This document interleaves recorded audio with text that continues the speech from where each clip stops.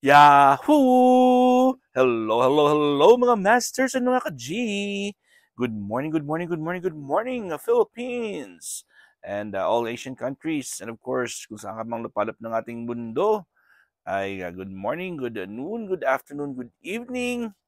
At bago kayo matulog, bago po ako mag-good night po sa inyo, kung gabi naman sa inyo dyan, ay sana'y bigyan niyo po ako ng kahit 15 minutes lang at si G ng inyong precious time para masupport nyo rin ang ating All About G, the Green Iguana Daily Vlogs. Kamusta naman po ang lahat? At nandito na naman tayo ulit para sa ating another episode. At tayo mag-enjoy lang po. Mag-uusap-usap lang muna tayo kasama si G at syempre ang ating bagong alaga na hindi ko pa nabigyan ng pangalan. Ayan po siya oh. Ayun po siya. Hindi pa natin nagbigyan ng pangalan yan ng ating bagong alaga dahil lit-lit pa niya. At isa po siyang banded gecko. Ayun po siya oh. Ayun. Kitang-kita niya naman siya oh. Yan. Sabi niya, hello, hello, hello. My name, I don't have a name yet. At wala po siyang buntot ngayon. At kahapon ay pinakita din natin ang kasya sa inyo. At napulot ko po ito sa sa harapan ng aming pintuan at gumagalaw-galaw pa yung kanyang buntot kasi natural naman sa kanila na nadidetach yung kanilang buntot pag meron silang pag medyo sila stressed out. And isa po siyang batang-bata pa, kumbaga ilang araw pa lang siguro ito na na-hatch sa kanyang itlog. Kaya pinapainitan ko muna siya, mga masters. Ito yung tubigan niya. At dry pong weather niya, dry po siya. So hindi po siya pwedeng basain palagi. So dito ko muna siya linalagay sa taas. Dito po sa ni G. Kasi may sun, di ba? Ayun, pala nila, pinutol nila yung kahoy dito. Lininisan nila kasi para mainit na. Dito muna siya, medyo may sunlight. At of course, ang G natin nandito din sa baba.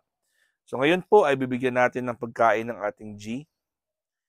At ito po naka-set up na rin. Umiba din yung time ng G natin, kasi umiba din yung oras. Yung kanyang settings, ayusin ko rin yan yung mga gabi, no? Gabing mga yan, naka-automatic yan lahat. Puro lahat Wi-Fi connected. So may mga time yan na sila mismo namamatay at sila mismo yung na-on. So ayusin ko na kasi 8 o'clock, 7 o'clock dati yung oras na kung saan po siya yung na-on. Ngayon po ang ilaw ay 8 o'clock. So yung 8 o'clock is medyo late na. So aayusin natin yan mamaya sa aking cellphone. So ngayon po ay bibigay po tayo ng pagkain sa ating poging-poging si G. At ang pagkain niya ay konti na lang po yung natira sa kanyang gulay. At kasi aalis tayo next week sa Las Vegas. So depende yan, baka bibili ako ng bagong set. Depende pa yan kung dadalhin namin si G or hindi. Kasi pag hindi namin dadalhin si G, iiwan ko si G sa pet shop. Pag iiwan ko si G sa pet shop, kailangan kong bumili ng bagong set ng gulay kasi iiwan ko rin doon sa kanila. Kasi sila, yun ang ipapakain nila sa ating G. So ito na lang po yung natira sa ating last na biniling gulay na vegetable niya. So pag maubos po ito, I think 2 araw na lang po ito.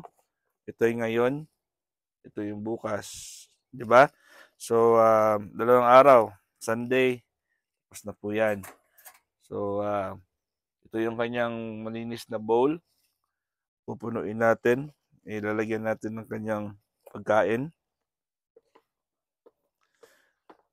Bang G natin, super super bait talaga. Naghihintay na yan ng kanyang pagkain. So meron pa tayong natira. Ito na lang po yung natira para bukas. At syempre, lalagyan po natin si G ng kanyang yung kanyang raspberry. Depende kung kakain ng G natin ng raspberry. Ngayon, pero as much as possible ay Bibigyan natin kasi paubos na rin yung ang raspberry natin. Ako naman yung kumakain. Kalahati na lang. Marami pa siyang natira. Kaya kailangan nating paubos ito kasi pag hindi ito naubos, masisira lang ito. Ito, sa pang marami pa. So ako naman yung kumakain ng ibang raspberry. Kasi sayang talaga. So dito natin ilalagay ang raspberry niya. Lagyan po natin siya ng ayan, tatlo. Tatlo lang ilalagay natin at bobobahan natin. Linisan muna natin ng konti. Kasi parang may parang siyempre sarap na yan. Kahit na malinis na yan, pero kailangan lang natin linisan.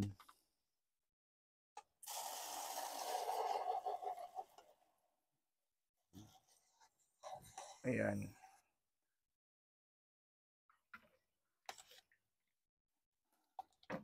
At isusubo natin yan kay G mamaya. Tingnan natin kung kakain na naman siya ng raspberry niya. Alright, so ilalagay na po natin sa kanyang clip. Ilagay natin sa baba muna to para may space po tayo. Yung kanyang easy clip na nalagyan na ng pagkain. Clip on. Ito po, yung clip on nyo. I-clip lang yan, ilalagay lang yung ganyan. Hindi na. Diba? Bilis. So, dyan na yan ilalagay. And then, ma'am ngayon ay papakainin natin si G ng kanyang, lagyan natin ng konting, ito syempre, diba? Ang kanyang calcium. Konting calcium lang. Para meron naman siyang makakain na konting calcium. Oo. Sprinkle lang natin yung calcium. Sugas-sugasan. Parang naglalagay ng flour. Diba mga masters? Diba? Ayun. Pakainin ni Jin yan mamaya. At ang calcium po ay kailangan niya po sa kanyang bones. Siyempre, sa kanyang gana din sa pagkain niya. Kasi ang G natin ay captive. Hindi po siya nasa wild. So pag captive po ay siyempre nagdedepende yan sa kanyang amo, sa kanyang owner kung ano yung ibibigay sa kanya. Wala siyang capacity na mag-hunt ng kanyang sariling pagkain. Kaya po ay piling-pili lang po yung pwedeng ibigay sa kanya. Ayun, mainit na po ang ating G. Nagpapainit na po siya. Ang sunlight po ay natatamaan na po siya ng sunlight. I-move natin ng konti si G dito para maano talaga ng sunlight.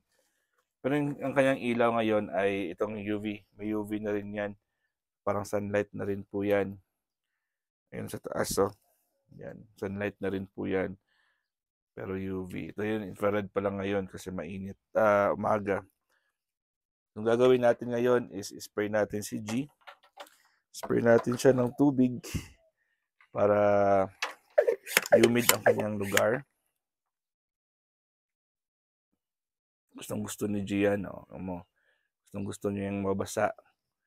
Kasi he likes humid and hot. So mainit yung ilaw at saka humid ang lugar. Perfect for G po yan, mga masters. Perfect na perfect po yan. At iinom ng tubig ang G natin. Umiinom yan ng tubig dito sa aking sprayer. Ayan. Gusto niya po yung tubig na ganyan kasi malamig. Okay na daw sabi niya. Diba? Grabe na yung G natin, super, inom ulit ng tubig yan, Ayan yun na. Okay, so babasain lang natin ito. More, para sa buong araw po. Kasi mabilis lang po tumuyo eh. Kasi dry po yung weather dito sa amin sa El Paso. So, kailangan basain talaga ito. Para tagal-tagal yung moistness sa kanyang lugar. Di ba mga masters? Yan, ay susubukan natin si G. Tingnan natin kung kakain po siya ng kanyang raspberry. So, syempre, nandito yung raspberry ng G natin, no? Kukunin natin yan. Focus natin sa kanya. Right? Dun tayo sa, ano. Tingnan natin kung kakain po si G. Ayun, lumapit na po siya. Bigyan siya natin ng raspberry. Ayun. Ayun, kinain ng G natin ng raspberry. Good morning, G. At nag-breakfast na ang G natin ng raspberry. At syempre, tatlo yung kinuha natin, di ba? So, ito yung kalawa. Gusto niyo yan eh. Ayan, good job, G. Grabe talaga ang G natin. No? Overwhelming talaga. Super happy talaga si Daddy Master niya. Ito yung last na raspberry niya. Kakainin niya yan. Yan. Very good ang aking G.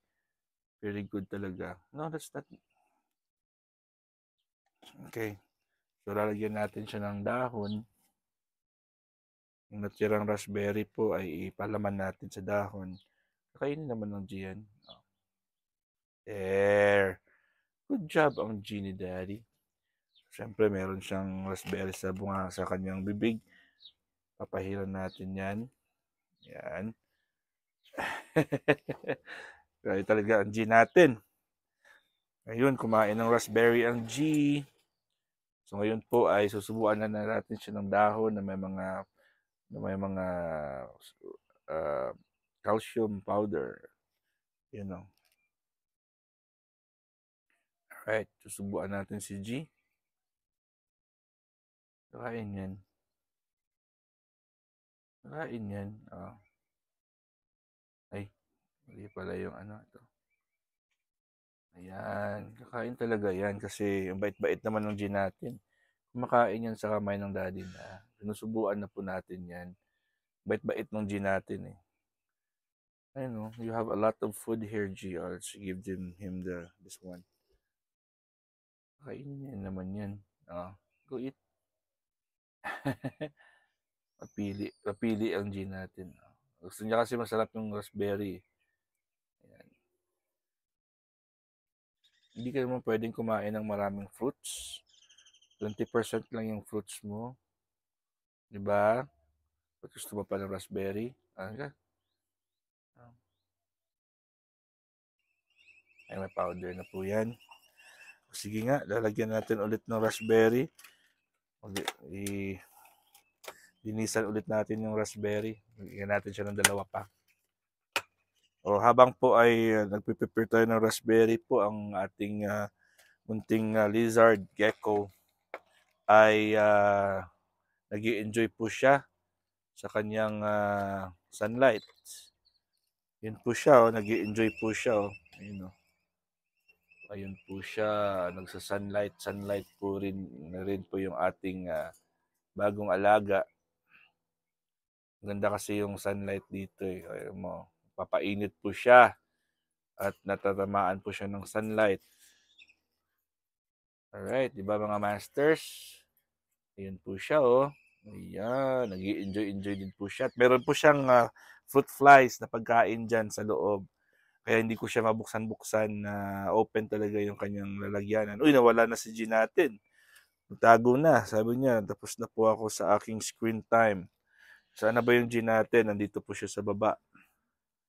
Nandito po yung G natin sa baba. Gusto niya pong magtago. Ayun ang G natin. Oh. Yan. Gusto po ng G nating magtago. Meron tayong dalawang hinugasan na naman na raspberry. Subukan natin si G. Ayun o. Ayan. Grabe talaga ang G natin, no? Very, very blessed. Spoiled pa. Ayan. Alright mga masters and mga ka-G, hanggang dito lang po tayo. Tapos na po tayo sa ating All About G episode, The Green Iguana Daily Vlogs. Kita-kits ulit tayo bukas mga masters. At meron po tayong premiere promotion tomorrow.